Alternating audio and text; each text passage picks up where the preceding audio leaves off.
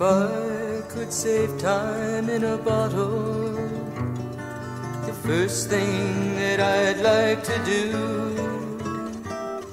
is to save every day till eternity passes away, just to spend them with you. If I could make days last forever, if words could make wishes come true, I'd save every day like a treasure, and then again I would spend them with you.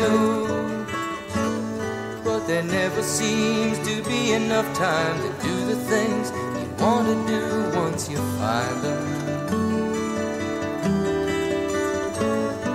I've looked around enough to know that you're the one I want to go through time with.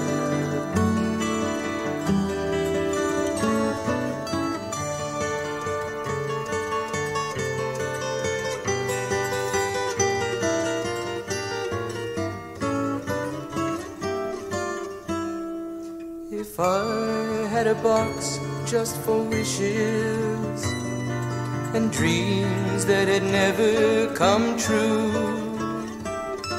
the box would be empty except for the memory of how they were answered by you. But there never seems to be enough time to do the things you want to do once you find them. Looked around enough to know that you're the one I want to go through time with.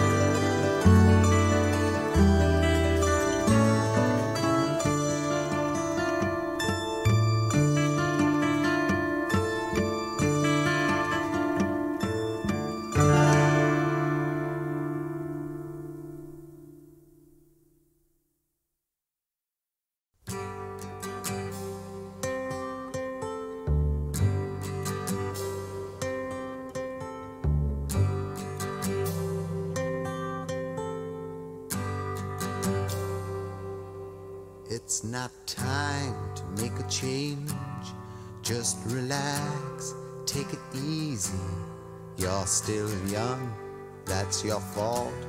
There's so much you have to know. Find a girl, settle down. If you want, you can marry. Look at me, I am old, but I'm happy. I was once like you are now, and I know that it's not easy to be calm when you found something going on. But take your time, think a lot. Why, think of everything you've got, for you will still be here tomorrow, but your dreams may not.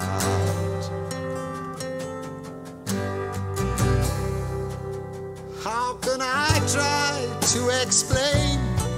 When I do, he turns away again. It's always been the same old story. From the moment I could talk, I was ordered to listen. Now there's a way, and I know that I have to go away. I know I have to go.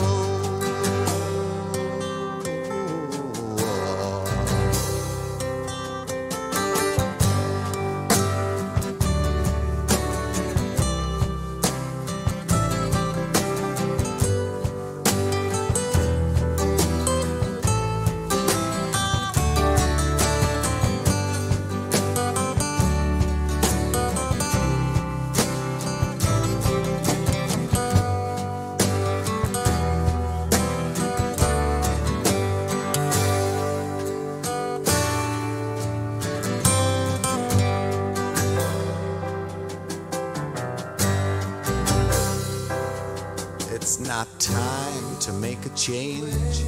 Just sit down, take it slowly. You're still young, that's your fault.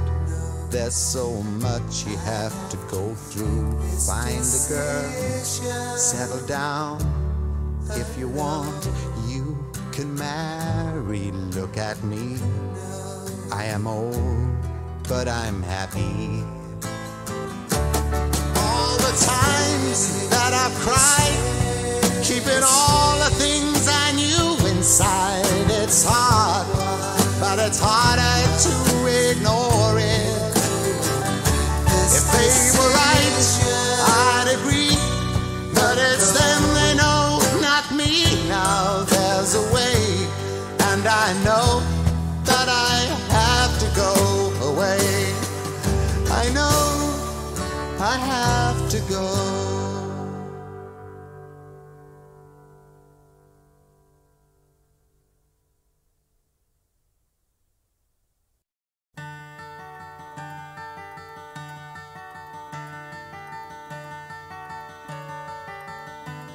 You fill up my senses like a night in a forest, like the mountains in springtime, like a walk in the rain,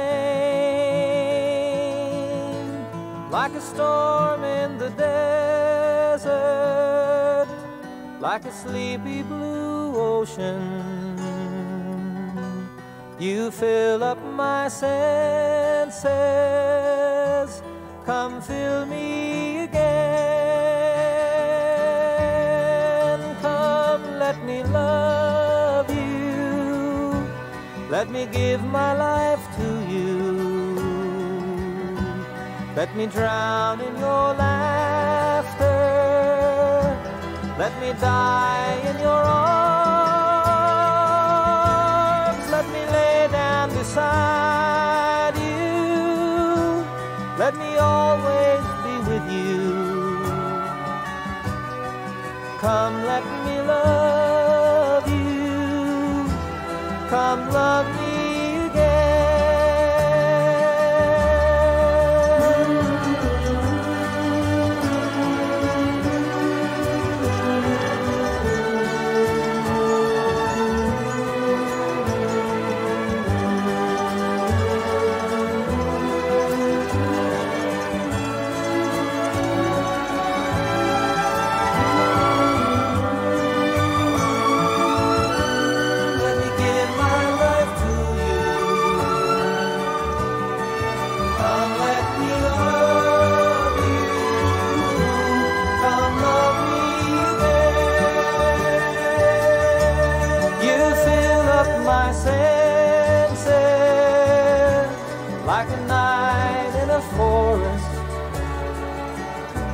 Like the mountains in springtime, like a walk in the rain, like a storm in the desert, like a sleepy blue ocean. You fill up my senses, come fill me again.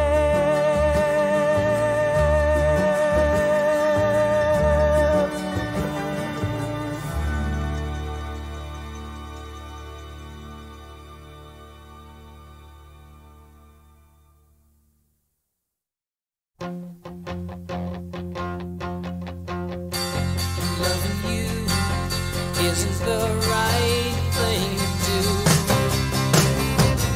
But how can I ever change things that I feel? If I could, maybe I'd give you my word. How can I, when you won't take it from me? You can go your own way. Go, go.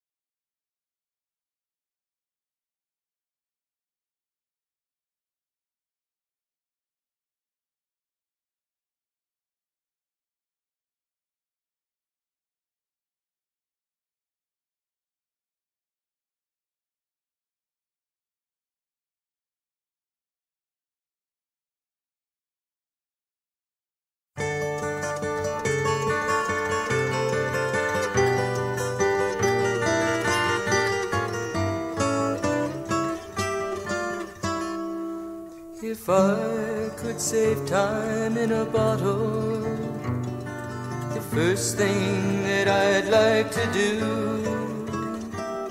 is to save every day till eternity passes away, just to spend them with you. If I could make days last forever, if words could make wishes come true, I'd save every day like a treasure, and then again I would spend them with you. But there never seems to be enough time to do the things you want to do once you find them. I've looked around enough to know you're the one I want to go through time with.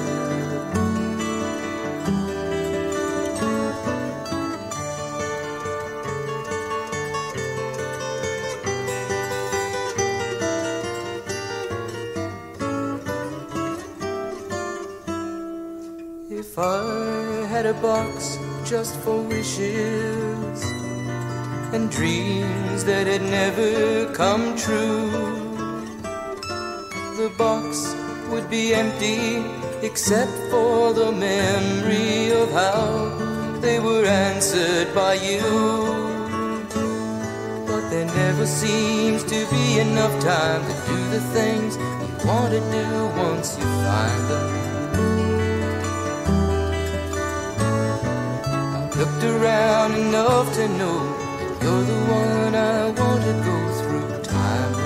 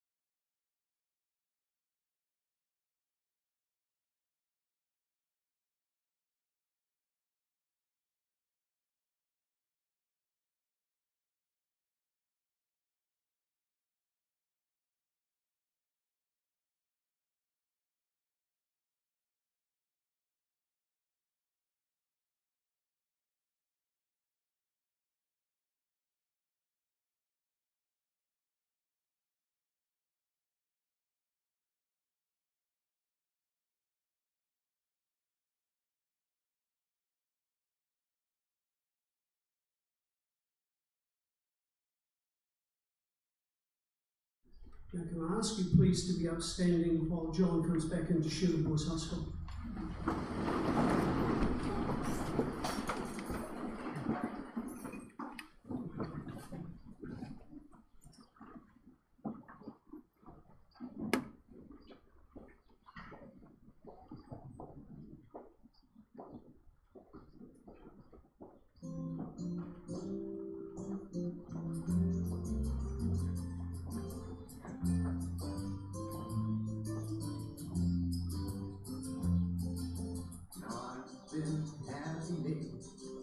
Thinking about the things to come, and I believe it could be something good has begun.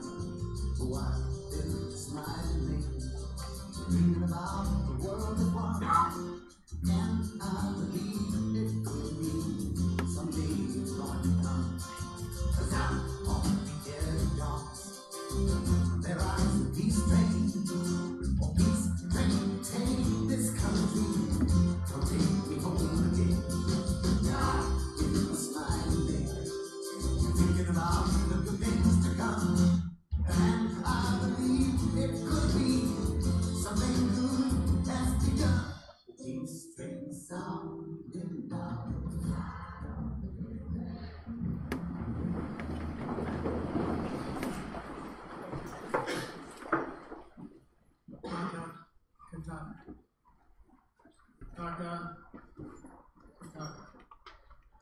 Taka te motoi, e kapo ki te whitu, e kapo ki te marama, e kapo ki te raukura, kua riro ne e, au e, tokiri e. Ke kaha, ke ko Oto katoa. It has fallen. It has fallen. Prize ear pendant has fallen, and I reach out to the stars. He is not there. I reach out to the moon, and he's not there. I reach out to the treasured plume of nobility, but he is not there. Gone forever. Alas, the pain. To you all, be strong at this time. Aloha nui to you all. To the friends, to the colleagues, and most of all to the family. We're here to celebrate the life of John Robert Fox, JRF Foxy. And this is hard. Because you see, it's personal. Not professionals doing this. Whānau, family, are doing this right now. And we're determined that today we recognise what John meant to us all. And the tears we shed aren't tears in the rain, lost forever. Tears that we hold dear to ourselves as we reflect on a man that meant much to us.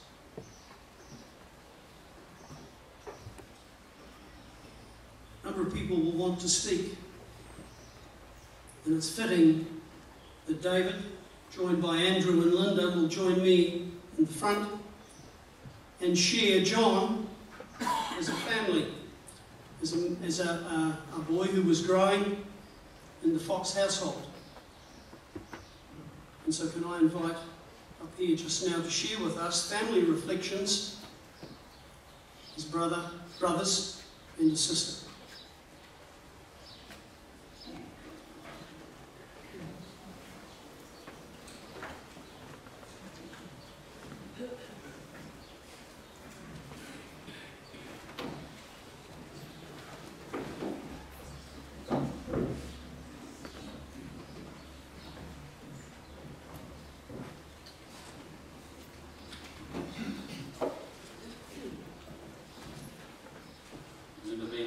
Stage of our hall before in school. I've usually been sitting in the back rows and the front row when I was a third former. Detention, yeah. This is very hard.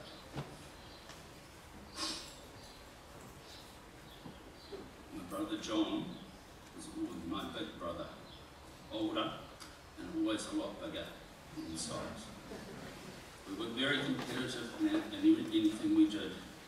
We'd have our own marathon race, 26 laps around the outside of the house at Rewa Road. John used to run with his elbows sticking out so I couldn't get past him. Cricket games on Rewa Road held John would bat first, hit fours, down the hill for me to retrieve time and time again. I was worn out by the time it was my turn to bat. We would also go on 3 to 4 kilometre runs for rugby training. John was a lot better at rugby than me, but he was, he needed a training partner.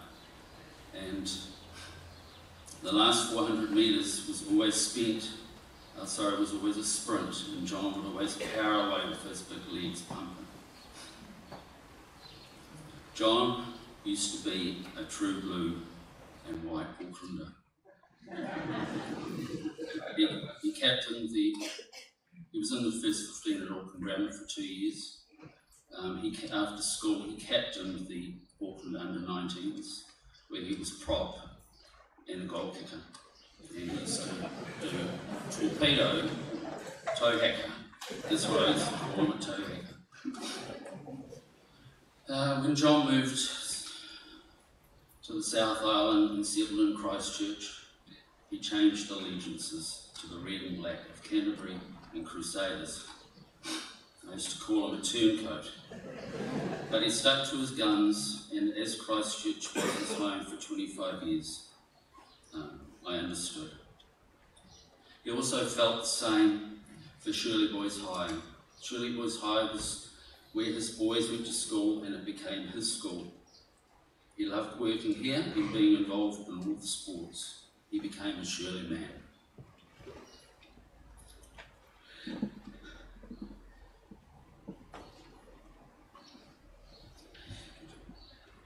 It was very moving to see so many pupils, past pupils, parents, teachers, coming to the hospital to see John.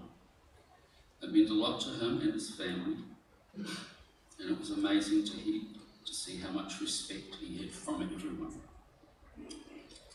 Something else that I haven't written was one of the teachers said to me that if ever boys were missing from school, from the periods, they knew where he was. He was in John's sick bay, having a chat, probably bullshitting about it. Saw a head or saw arm.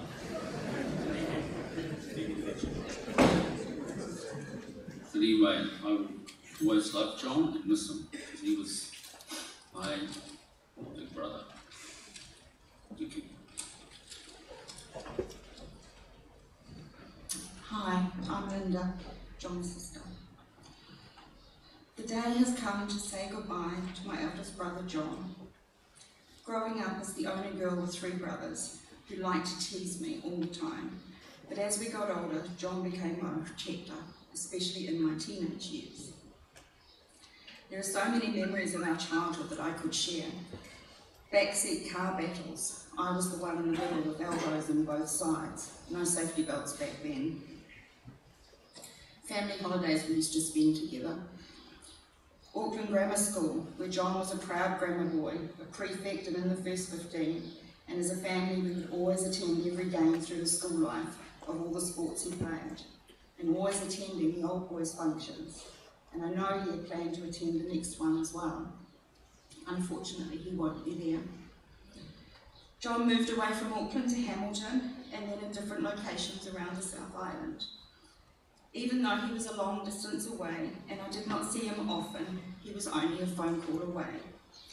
He always tried to come to our family and extended get-togethers, and in recent years he attended every one. John loved to find out about our heritage, researching, and getting our parents, uncles and aunties, stories of their childhood. He found the graves of our maternal great-grandparents in Rangiora, and spent time cleaning them and repairing them, which made my mum really happy and proud. Once he started at Shirley Boys High and started managing sports teams, we would often have long conversations about his trips away overseas with the various teams. I used to take my parents down to Karapiro to watch the dragon boat racing, to Hamilton for rugby tournaments, just so they could see John and we could support his teams. He became a proud Shirley Boy as well. John was a huge Crusaders fan, and he always bought up Crusaders merchandise when he came to Auckland. I remember once he brought up to a family function Crusader bumper stickers, which he then put on all our cars, rubbing it into all the Jaffas. Over the last week of John's life, I was blown away by how many lives John had touched and the huge respect that people had for him, by the amount of visitors and messages he received. Even the nurses commented that they had never had a patient that received so many visitors. His room was always filled with people coming to say goodbye. John, I will miss my big bear hugs, our long phone conversations, but most of all I will miss you and your smiling face. I promise to be always there for Callan and Morgan and Irene. I'm only a phone call away.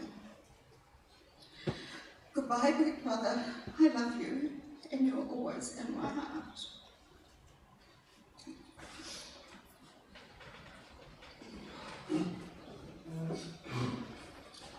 Hi everyone, I'm Andrew, John's youngest brother.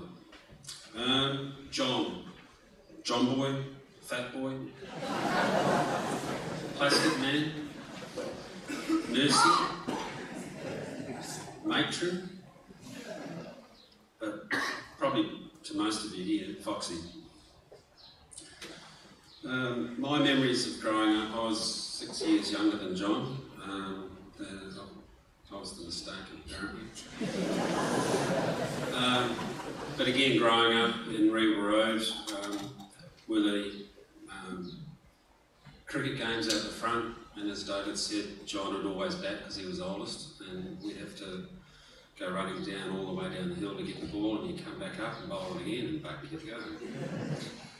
Fijoa fights, we used to have a Fijoa tree out the whole fence line of Fijoas, and when they were ripe for fighting with.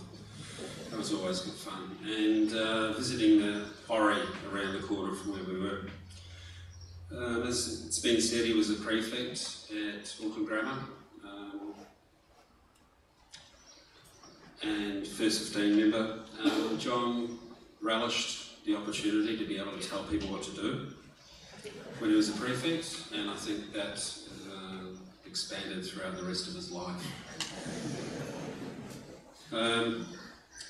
As David said, he went on to represent Auckland in the under-19s as prop, where he threw probably the best punch I've ever seen in a rugby field. He was lining up in a scrum, and something had happened with the opposition, one of the locks, and as he's bent down, he's done this.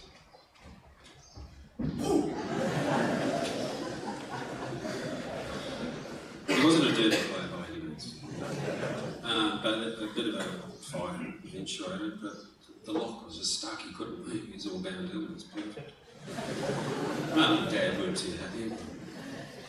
Yeah, we grew up very much playing sport and following sport, and it was proud for all of us when John was first 15 to go. We'd play morning rugby and then spend the afternoon at the first 15 and all the functions, and great times there.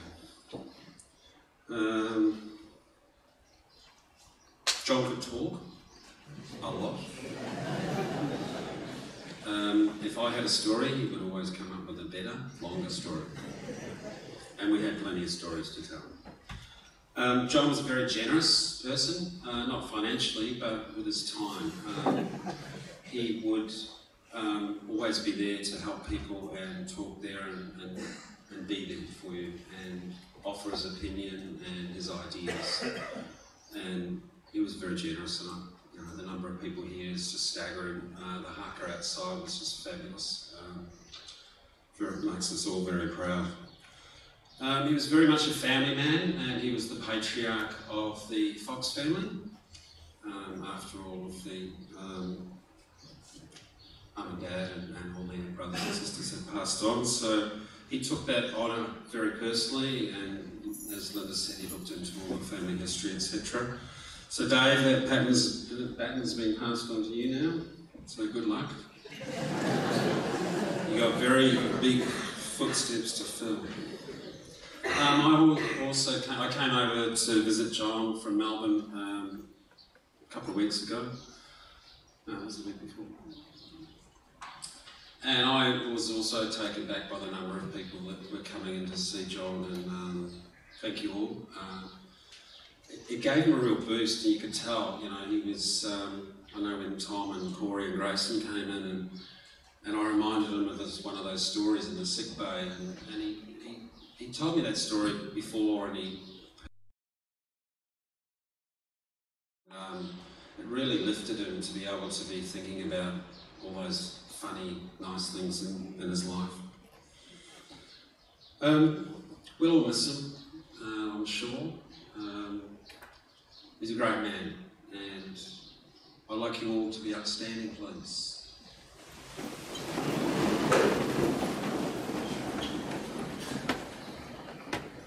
I just wanted to do that. 3 cheers for Foxy. Hip it! Hooray! Hip it! Hooray! Hip it! Hooray! Thank you.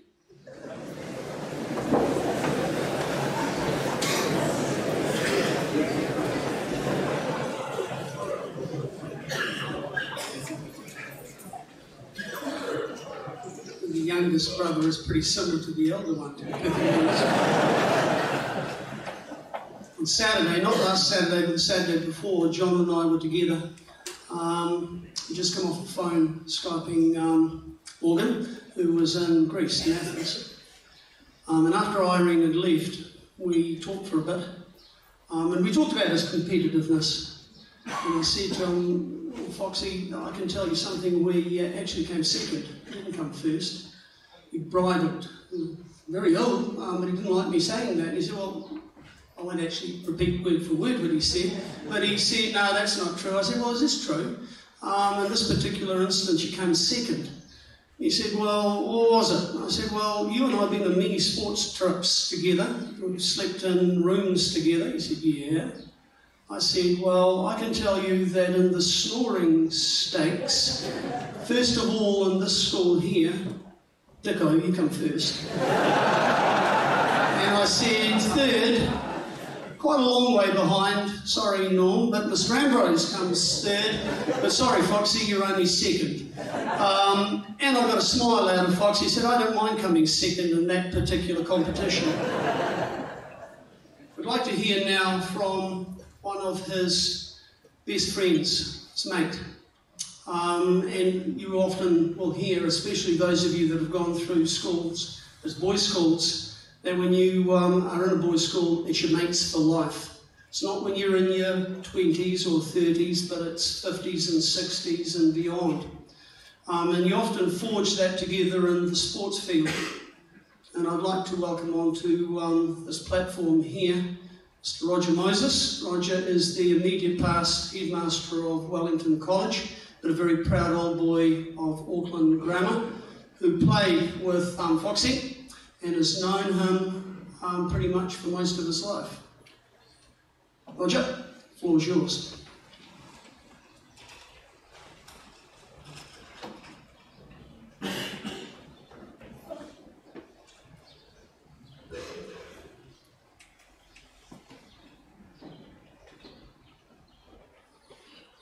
Thanks very much, John.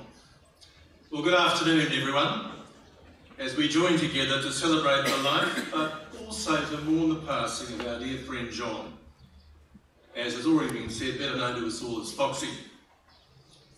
As John said, my name is Roger Moses, and I've had the honour and real privilege of being John's friend and great mate for over 50 years.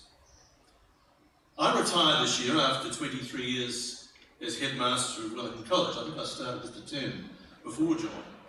So I have some real understanding of what a profound impact his untimely death will have had not just upon his loved ones, his great family over here, but also the young men, the old boys and the staff of Shirley Boys High School. There is a great sense of loyalty and camaraderie that exists in a great boys' school that is sometimes difficult to convey to those on the outside. They often think you're mad, but that's the way it is. In speaking of deep friendship, Henry Nouwen, the famous Dutch priest and theologian, said this: when we honestly ask ourselves which person in our lives means the most to us, we find that it is those who, instead of giving advice, solutions, or cures, have chosen rather to share our pain and touch our wounds with a warm and tender heart. John was such a man. The Auckland Grammar Prefects of 1972 had a 33 years on reunion in 2005. And we all had to write something about our personal journey. Foxy wrote this, and I quote directly from Foxy: "Your true friends are always guys you can talk to about anything and any time. And a few of you have been like that for me." John, how true were your words? We first met as third formers at Auckland Grammar School in 1968. Foxy was a perfectly capable student, but it will come as no surprise to many of you that his real passion was on the sports field rather than the classroom. I must say, however, that he mastered the academic art of doing just enough to get through. In our final year in 1972, and I don't know if if his family remembers this. In our final year, we both sat what in those days before NCA was known as the bursary examinations. You could win either an A or a B bursary, and the absolute minimum for a B bursary was 250 marks, an average of exactly 50 over 5 subjects. You guessed it, Foxy nailed it with exactly 250. I'm bound to say that he's luck ran out at university the next year, but that's another story. On the sports field, however, it was a very different story. He was a fine athlete, an excellent swimmer, a very good cricketer, and a first-rate rugby player. The Shirley lads here today will know the important role that sport plays in a boys' school, and the lifelong friendships that are forged between teammates. On that note, I would like to acknowledge our fellow prefect and first 15 teammate, and I'm bound to say if Foxy gave a good punch, Gerald gave an even better one in the first 15 game against Kings in 1972. But I'd like to acknowledge Gerald also, who's flown down from Auckland today to be with us. John and I became very good friends when we played together in the second 11 cricket team in the 6th form, and then again in the first 15 in the 7th form. It would be disingenuous of me not to mention that he was actually in the first 15 for 2 years, I was only for 1, and he was a very mobile and effective lock. Gerald reminded me in the car that he was an extremely good line-out jumper. However, I am bound to add that in the prefect's note of 1972, John's pet aversion was stated as, quote, joining rucks, unquote. All joking aside, he was an excellent forward, and like me, he maintained friendships with many of those guys for the rest of his life. As recently as a month ago, he and I were planning to attend Auckland Grammar's 150th celebrations in 2019. It will feel strange not attending the festivities with my old buddy. On this solemn but memorable occasion, I thought it appropriate to mention just a few of the character qualities which I'm sure are familiar to all who knew John.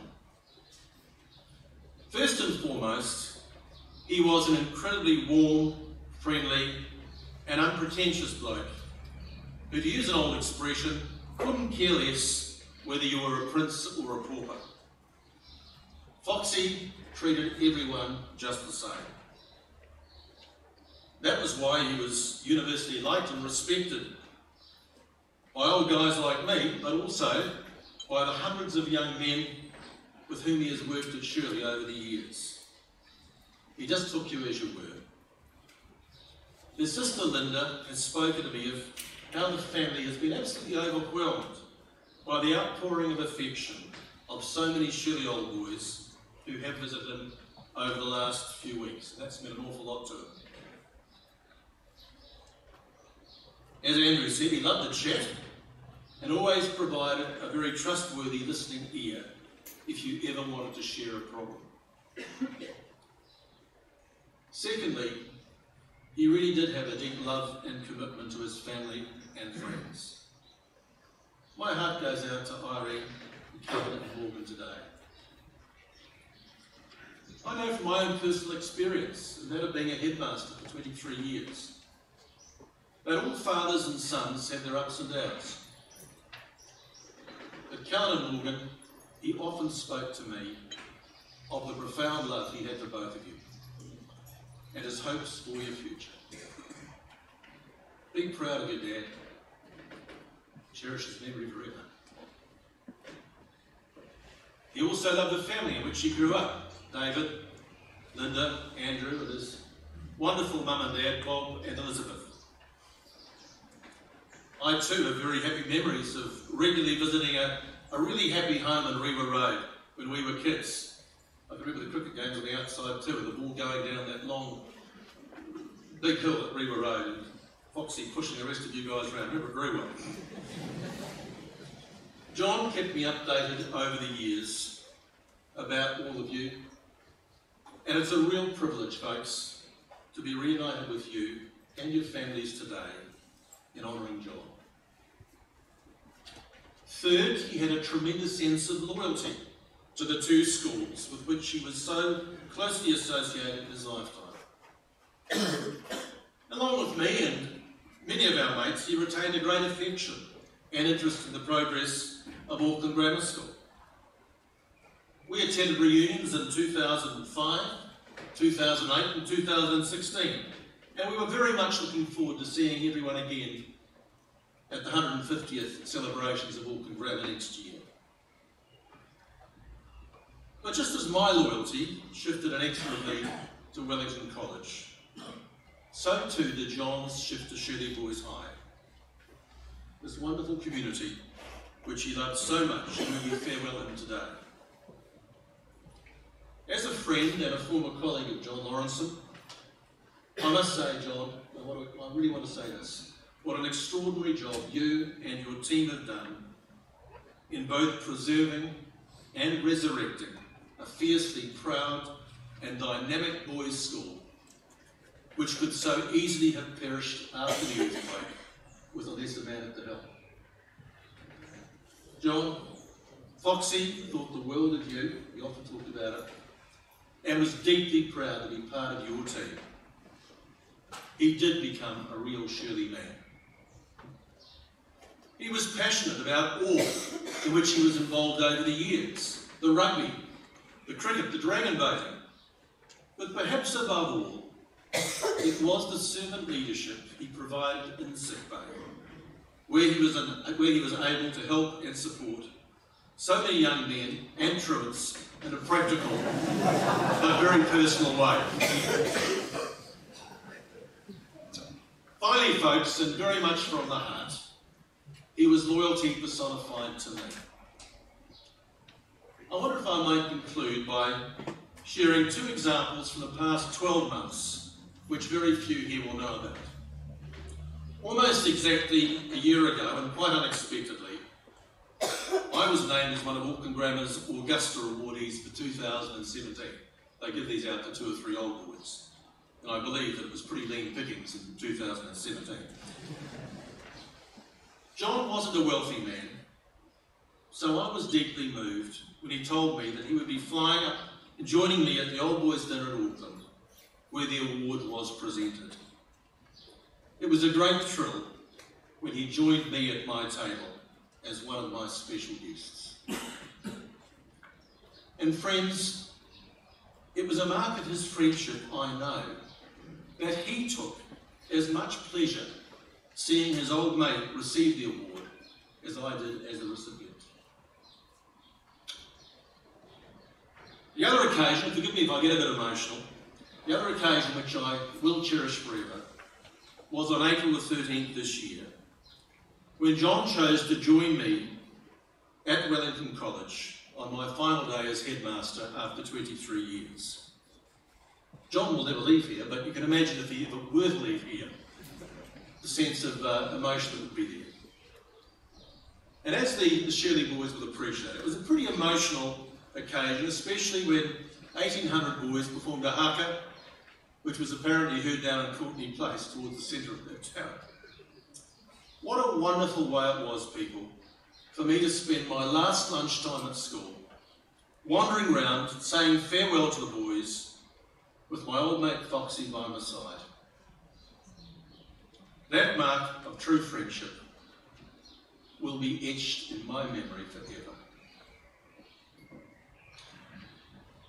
In speaking to his friend Timothy, St. Paul says in the scriptures, I have fought the good fight, I have finished the race. Foxy, your race is finished far too soon, but you have left a lasting memory and a lasting impact on so many people. The 5th century monk, St. John Cassian, said this: the bond between friends cannot be broken by chance, nor interval of time, nor space can destroy it.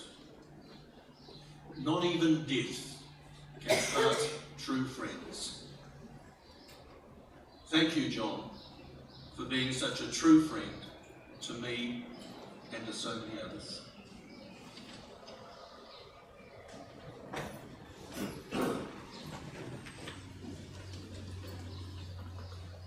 Those words, Roger.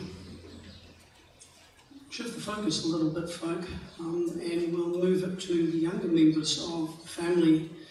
And I'd like to invite on to the platform up here now, Foxy's nieces, Morgan and Carolyn's cousins, who want to share something of their reflections on John.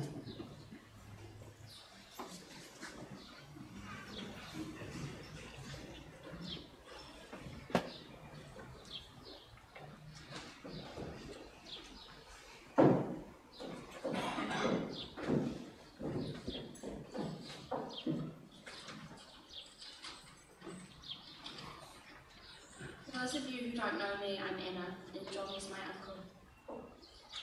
To many of you, most of you, he was known as Foxy, but to me, he was my John boy.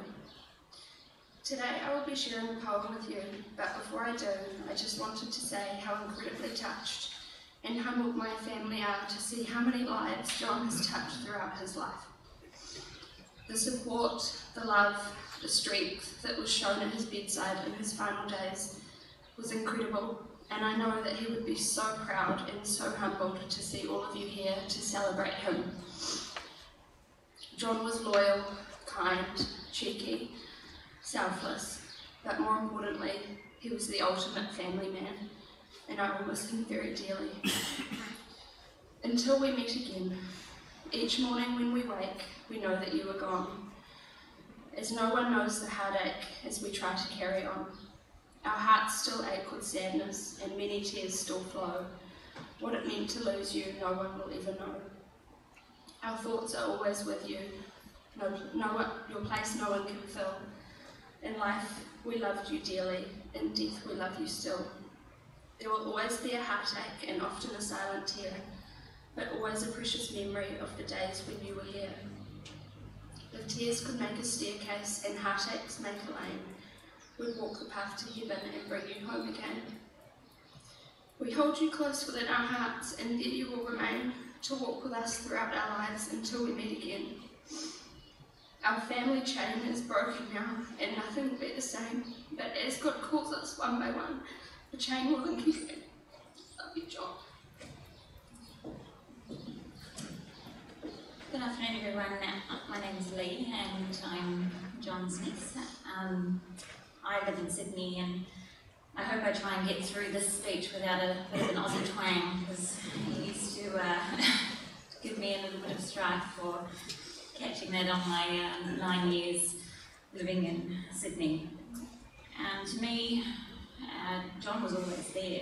Though I lived in Sydney for the last 9 years and Abu Dhabi prior to that, every family occasion that I would attend, there was John Boy, he was there. And he was a huge family man, and he held our heritage, to his heart, and he has taught us a lot, I think, over the years about our family history and things, and I think as we get older, we start to respect family history, and I will miss that a lot. My heart goes out to the boys and Irene, and, taken too soon.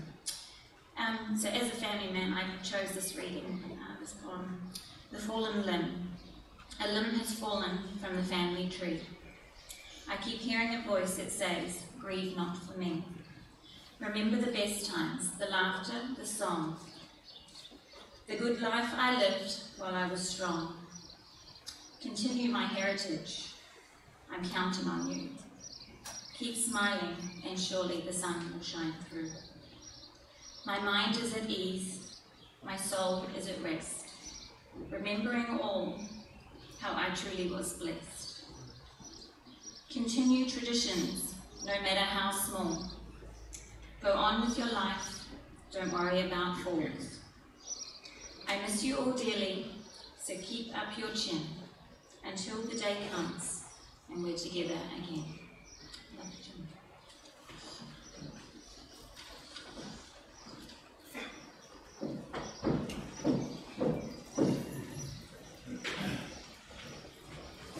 put together some music that was very important to John, and some slides as well, showing different aspects of the guy that we all are in love.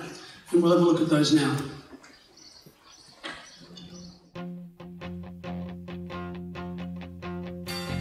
Loving you isn't the right thing to do. And how can I ever change things that I feel? If I could, baby, I'd give you my world. How can I, when you won't take it from me? You can go your own way, go your own way. You can call it another lonely day. You can go your own way, go your own way. Tell me why everything turned around. Packing up, shacking up, so you won't do. If I could, baby, I'd give you my world. Open up, everything's waiting for you. You can go your own way, go your own way. You can call it another lonely day. You can go your own way, go your own way.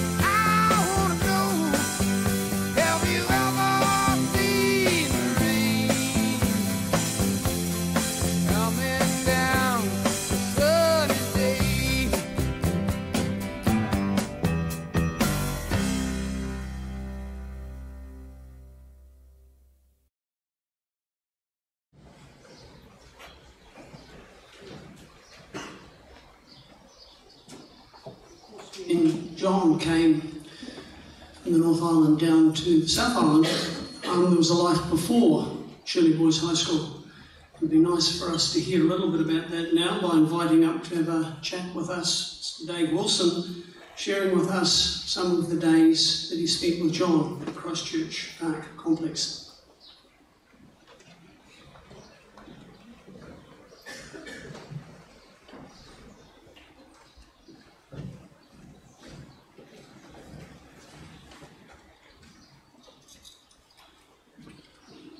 Good afternoon. My name is David Wilson. It is my privilege to say a few words about John on behalf of the Christchurch Football Club. The Big Bopper, or Foxy, as he was mainly known, was very proud to be the complex manager of Christchurch Park. We have heard already of many of Foxy's sporting achievements at Auckland Grammar. John's brother mentioned First 15. Club members at Christchurch Park heard about John's effort at the First 15 at Auckland Grammar basically on a weekly basis, I would think.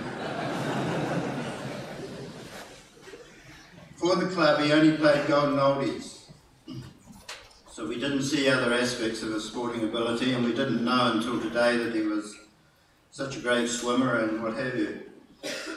As one member said, when he came on the field for golden oldies, he would have more tape on him than the great Far Lap.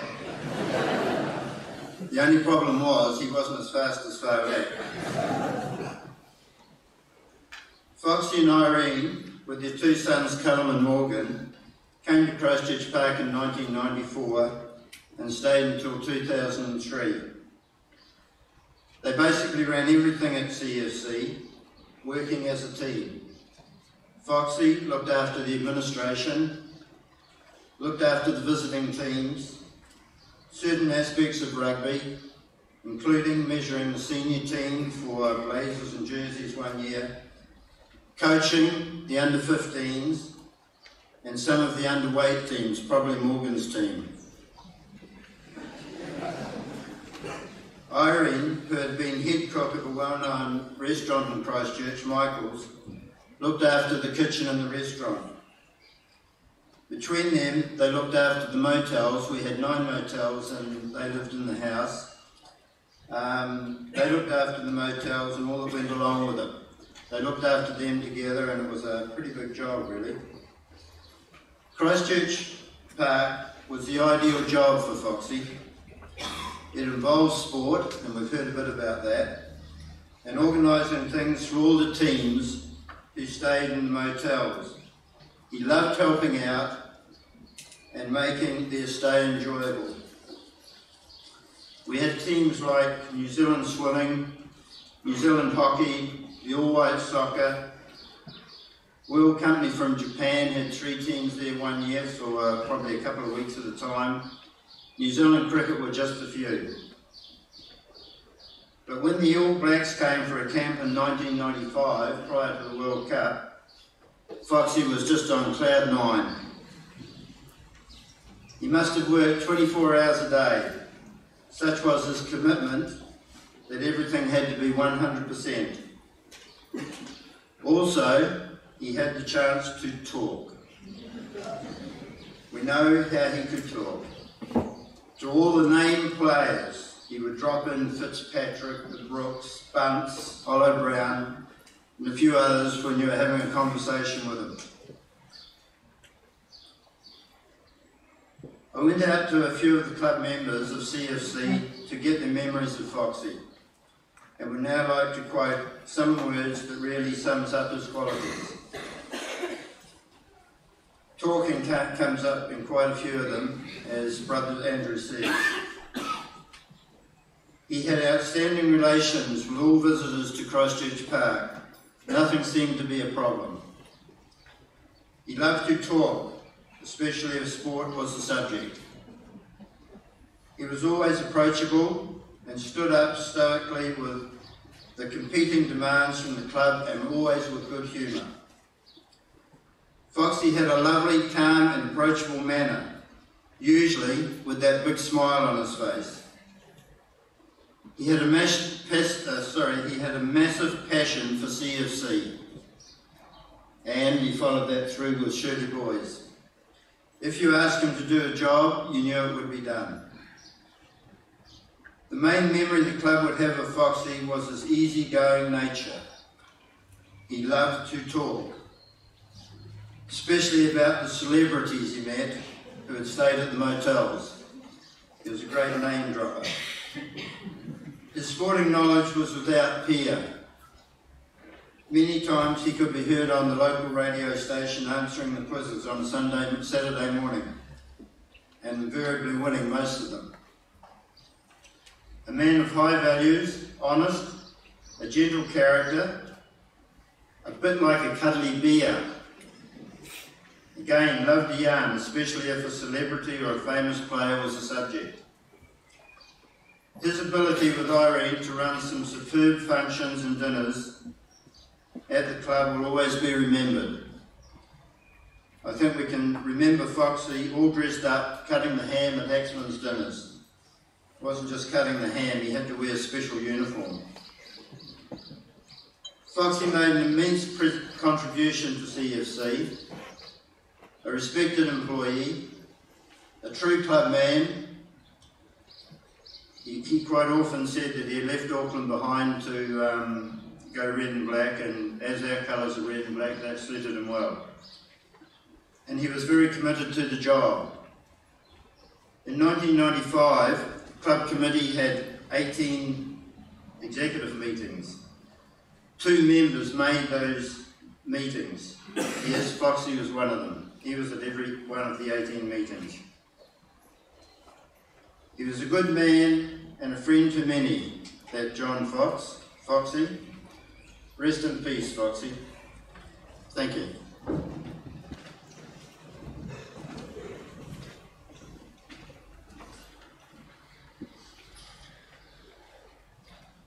I think Roger will know what I'm about to say, or understand the truth of what I'm about to say. But the reality is, what John represented for me was he's quintessential Shirley, but also Kiwi.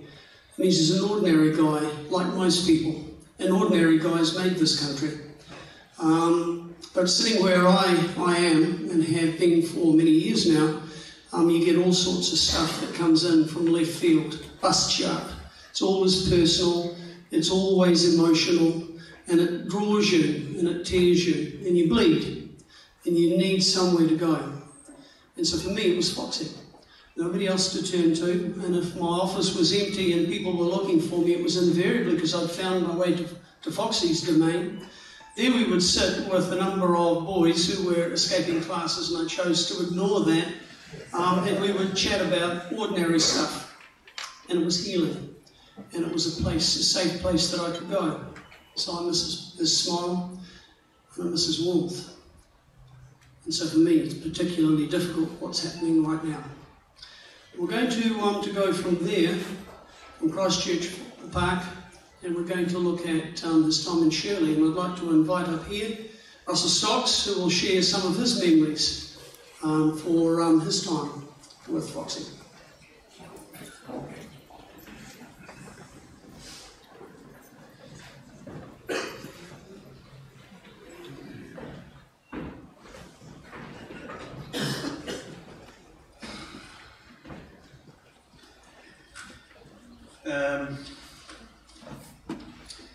I'm Russell Stocks, and I've slept with John Fox.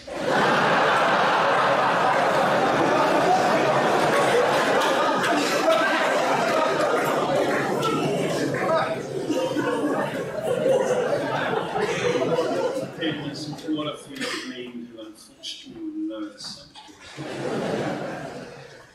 story. So Foxy, there's some things you won't listen. Foxy came to school and obviously started rugby administrator here, and he very quickly became the first aid officer. Now, how he managed that, the first aid office was but Foxy, being Foxy, he managed that. And that's one thing about Foxy, no matter what had been done, he managed to do it.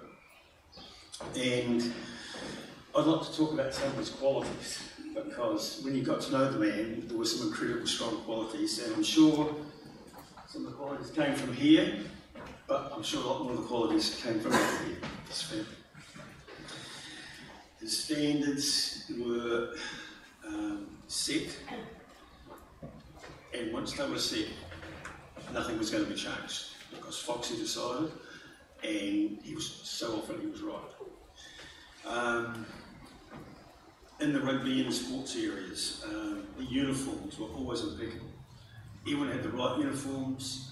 There were even probably XXL number 10 jerseys, just in case we had a huge first 5-8. He had a first rugby jersey of every size, every position. There's probably 150 sitting in the rugby room waiting for a player to come in, just so a player could be dressed well. And it wasn't about Foxy, it was about the kids. I'm thinking about after-match functions. They became proper functions. Rugby caps. So good to see these kids, and they've got rugby caps. That's where it started. Even though he had a rather loose 7th form, 6th form common room in the sick bay for many players, he was always insisting on standards. And academia was important to him.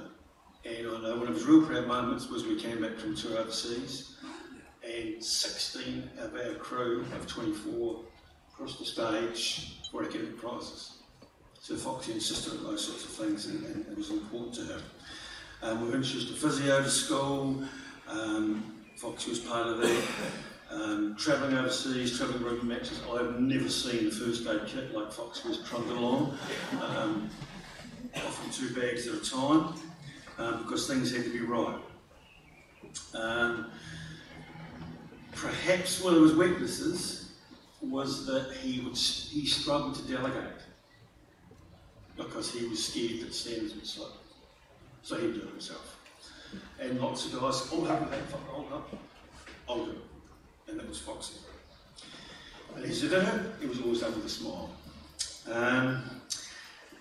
And I'm talking about some of Fox's really, really meticulous, nitpicky things. Things had to be right, but things like spelling. Every single person's name had to be right, and he'd go crazy at people who wouldn't spell it right. His filing system was totally different to mine. His worked.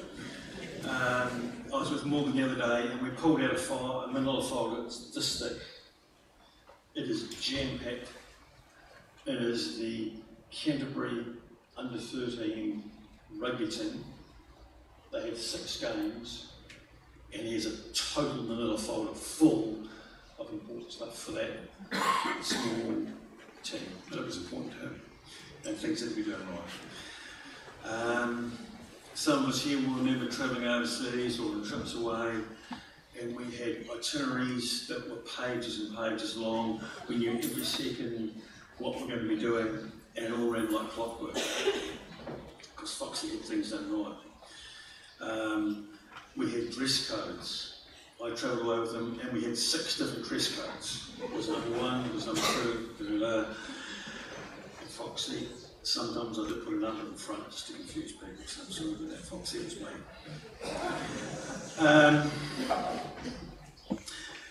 I've had some communication from some other schools, passing on the condolences and saying that for them it might be easier to pick first 15s next year because Foxy won't be checking that everything's perfectly right.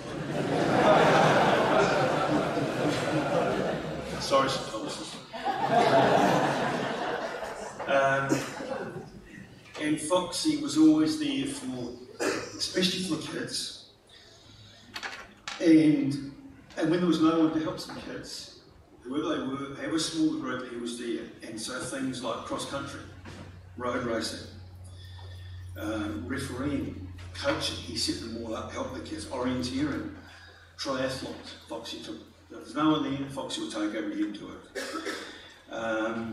But there were some levels of meticulousness that perhaps went a wee bit too far. we're talking about his ability to swim. You got the good look. Sadly, when our swimming sports was on, Foxy was there swimming in the star phrase, speedos and all. Some people here went to Hong Kong with him, and they'll remember him out in the bay. One day we went out for a swim, and Foxy swam out in the speedos, but at one stage the speedos were swinging around his head. I'm just giving him a clean Foxy. Another lack of meticulousness was another trip. We came home and we called into a hotel in Singapore, and everything was perfect. And Foxy got all the guys and all the team up to their rooms, and I said, I'll just do a wee recce, Foxy, make sure we're okay. Little did we know that the hotel that Foxy had chosen, once we went downstairs to the first floor, there were 16 whorehouses.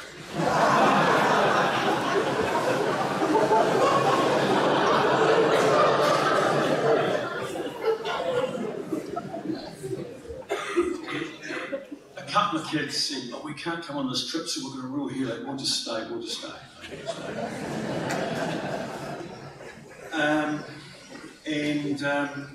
Another place where unfortunately Foxy just went that wee bit too far was he was known to help out on lip sync. And I do believe with the senior managers performance up on the stage, Foxy was dressed as a nurse. And all I'll say is that I wish he had been wearing speedos.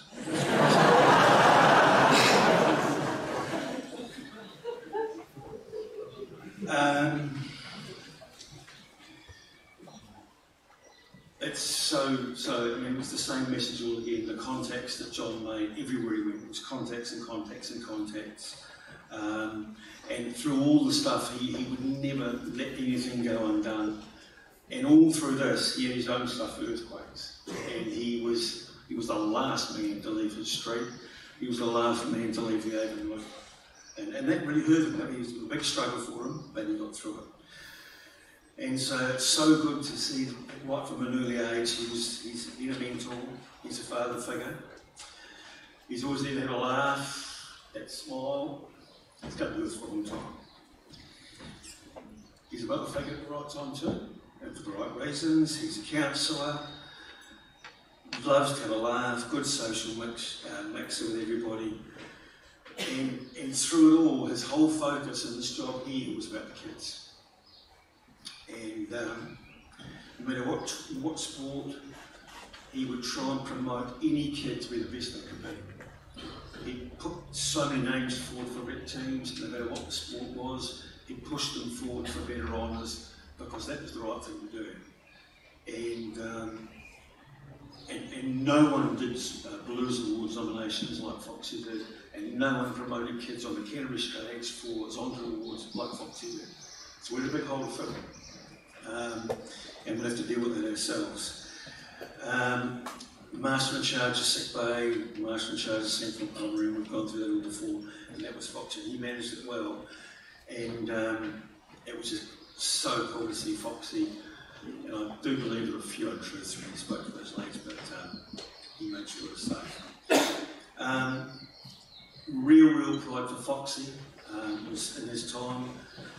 Kids being promoted to being All Black, a World Black, a Deaf Black, 2 played for Scotland, 1 for Samoa, 1 for Latvia, and we had a Paralympian. And Foxy kept in touch with all the whole time. Gave them words of encouragement and made sure they knew that he had their back. And so I knew I couldn't do the kid stuff, so I've asked a kid that, a young student, not so young anymore, if he could write a little note for me. It's come from Shane Bankier, and unfortunately he can't be here with us today. He's doing, he was a physio, and now he's a medical student. He had an exam this morning, and an exam this morning, so he wrote something for me. He said, "It's hard to find enough superlatives to describe the man. A week or so ago, we shared the news with a few mates in my year that Foxy wasn't well. One of them replied saying that he was the guy that did this shirt on his own back. It wouldn't be a problem. That for me summed up me perfectly. During my time as a student and in the years that have followed, Fox has always been present. So there's that contact again. Whether it be game day, race day, sitting in his office, or bumping into him around the town, he was influential. From inspirational team talks and life advice to a bit of good old light-hearted banter. Foxy always knew how to get the best out of you. If things weren't going well, he'd look at you with a big smile of his and say a few words, and before you knew it, you were laughing and smiling again. One of Fox's great attributes was his ability to make you feel like a world beater. To Foxy, anything was achievable if you wanted to. He spent countless selfless hours making sure that many of us could simply get the opportunity to compete and give our best. As long as you made an effort, he was the first one to congratulate you with a beaming smile, and here it comes again, a big bear hug. You could have won a national title, or just walked off the field from having been on the field at the end of a heavy loss. All that mattered was you could put your all in. One of many special memories of Foxy was one of his team debriefs at Christchurch Airport after he won a national title. He stood before us all, smiling from ear to ear, and whilst trying to hold back the odd tear, he asked us to reflect on our achievements and be proud of what we'd done as a team. As a young student, the sense of pride and humility you developed from being around the man was huge. Perhaps the most special thing about Foxy was once you were part of his life, you were part of it forever. I feel that sort of shame. I knew he took great satisfaction in seeing what current and past students were up to. He had a big heart and he cared for us all. Rest assured, he'll still be looking out for us all. Mate, you'll be sorely missed, but always remembered. Thanks for remembering us. This from a kid. As a staff at school, we've really appreciated all the efforts he's put in for us. He took an awful load off us in terms of rugby. He turned the sick bay into a totally professional unit so that kids got good care. And we've noticed over the last couple of years that he slowed down. And he slowed down, but that didn't mean that he gave up commitments. And I know it was a difficult job for John to try and separate those commitments from him, because right near the end he just couldn't manage it all. And I'd like to talk to you about a weird incident we had. We had a pastoral team meeting just near the end of last term. It was just before Foxy went into hospital for the first time. I was with him in the afternoon. He went to the doctor. He then had to go to the hospital. And he still made time because he made a commitment saying, I'll get that meal. And he turned up. And we were chatting away and we'd finished our dinner and we were chatting about things and talking about music and movies and stuff like that. And he was aghast at the lack of his cultural music, real music, proper movies. And so he wrote an email. He was so upset about it that he left the dinner at about 7:30, travelled out to Pegasus. By 9 o'clock, an email had come back to school. And in it, he's outlined all his important movies, his important music. And we've recorded that. We've got that document, and as you leave, it's available. So take a bit of Foxy with you. And I'd like to read actually at the end what he says on the end of his weird thing. He says, to finish off, telling us all the special music and the special movies, he says, there you go. Some headstrong will work out my personality from that list. It's wide and varied, but it will evoke different memories and different times. I hope you enjoy exploring some of them to round out your knowledge and history and embellish your life. Cheers, Foxy. So it's wonderful to view as you leave. Life without Foxy. It's the tough bit. Phone companies, they're going to notice a huge drop in their revenue because he spent hours and hours on the phone. I trust that we've learned enough from Foxy, and he's given enough for us to carry on with his standards. We're going to miss his cars, the big old Mitsubishi or the small Suzuki. He dropped in car size because he just carried so much crap around his cars. And it was all for the kids. It was sports gear, it was kids, it was everything, and that was Foxy, and he always gave and gave and gave. So that's going to be missing. He had a knack of just bringing in old boys to help coaching sport, especially rugby, but coaching sport and helping out to add that extra dimension to people. He was always there to help that happen, to work that out. The hangout's gone, sorry pupils, that's gone, because Foxy's gone. He was a man that never ever stopped working hard, and I'm going to miss him big time. And to finish, on his wall, he always had a little wee placard, a little wee poster that he cut and pasted off the computer. It's a quote from Roger Bannister. That says, "The man who can drive himself further once the effort gets painful is a man who will win." Gordon, John, Irene family, that's Foxy.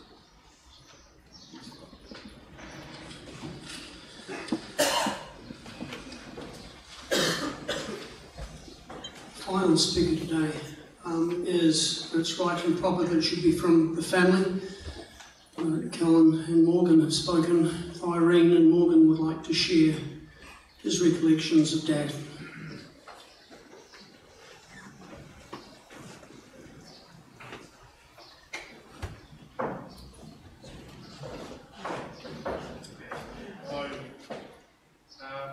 I'm not very well prepared like my father would be. I do have paperwork in front of me, but there are really just scribbles because I found it very hard to write anything to say goodbye to my father. It all seems very unreal for me. My partner and I only 2 weeks ago were on a Greek island just finishing a 2-month holiday that every few days we were enjoying bringing Dad in hospital, telling him what we were doing and where we were and what we'd seen and the history of everything that we'd been part of. And the whole time we were getting updates of how he was. And he went to Burwood and he was on the up and we weren't coming home. So it feels very surreal to be here saying goodbye to him. I was fortunate enough to live with my dad for the last 1.5 to 2 years, basically as his nurse, as his first aid officer, trying to nurse him back to health and be there for him, and try and get rid of his sweet tooth in a way, cooking greens and veggies and not so often getting through a whole plate of food.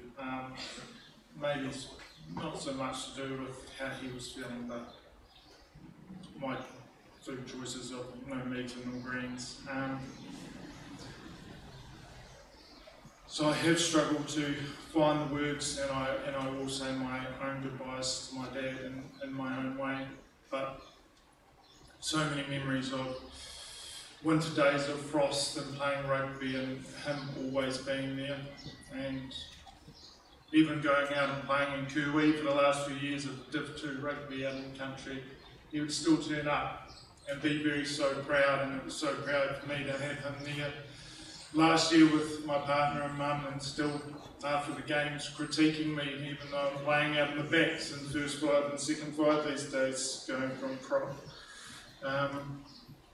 So I will miss my dad so dearly, and I know him as Dad, I don't know him as as Foxy, he was my dad, and I was so blessed to have him in my life, and he always will be, and I will miss you so much, Dad, and will love you forever, and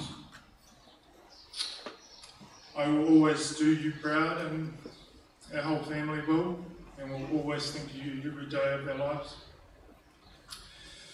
So thank you, Rod, for being here and being part of this. He was a great man to all of you, but he was an amazing father to me. Thank you.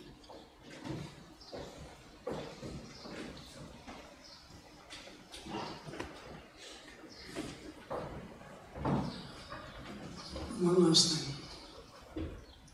It's tradition in Shirley. Invite students in the school. Our symbol for people who have been with us and have touched our hearts. It's our way of saying farewell. It's our way of demonstrating respect. It's three boys. Mario, who spent a lot of time with Foxy. Mitchell, who, actually Mitchell, when you were a tiny little fella, Foxy and I were in the Gold Coast at the tournaments that were there, and as a 3-year-old he could punt the ball for miles. Extraordinary, came to Shirley of course, decided that 5 years wasn't enough, so came back for 6 years. Good Shirley stuff that goes on here. And also Jeremy, the head boy for this year as well. I'd like to invite them up, and they have a gesture. It's quintessential Shirley. Mario and Mitchell and Jeremy. And Mitchell's got a special presentation from Morgan.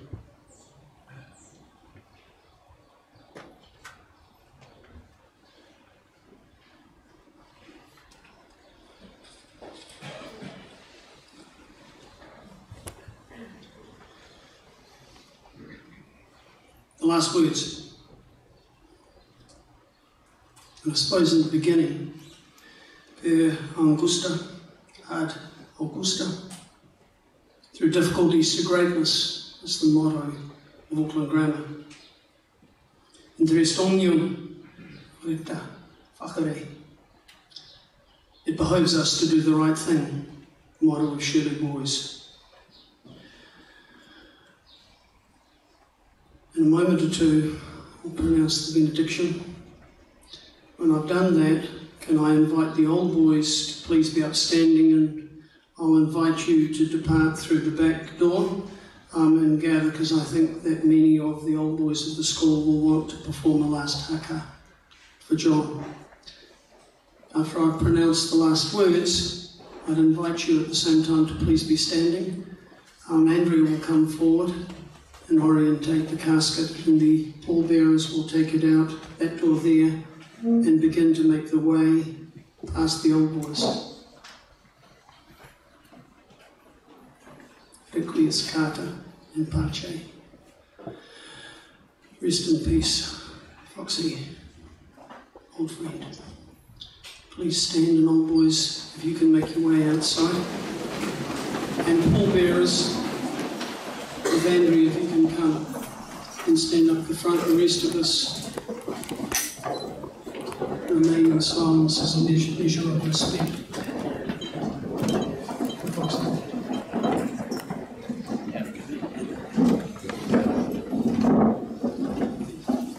On behalf of the family, I'd like to thank everybody who has come in today. Obviously, there's been a lot of other people who have travelled from the North Island and from overseas, and thank you so much for your efforts to come in.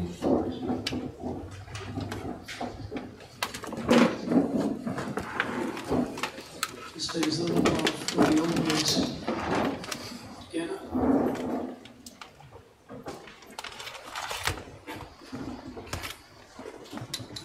And just as we're reflecting, I can tell you that as of very, very early this morning, I was up to about 500 emails from all over the world from old boys that have been with John in his time here at Shirley. Last one, Tom Collin emailed in, and I picked it up very early this morning. Tom Henboy, 2005. And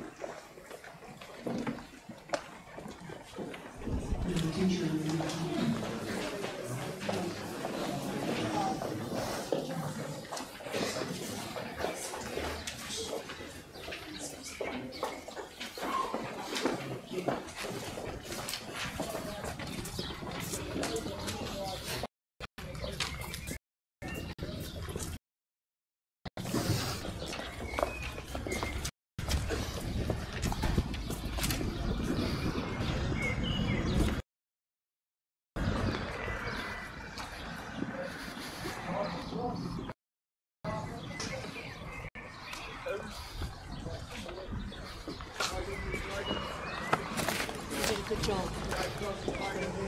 Where do you want to go, Blake? That's still live now. Would be fun here, yeah. Yep.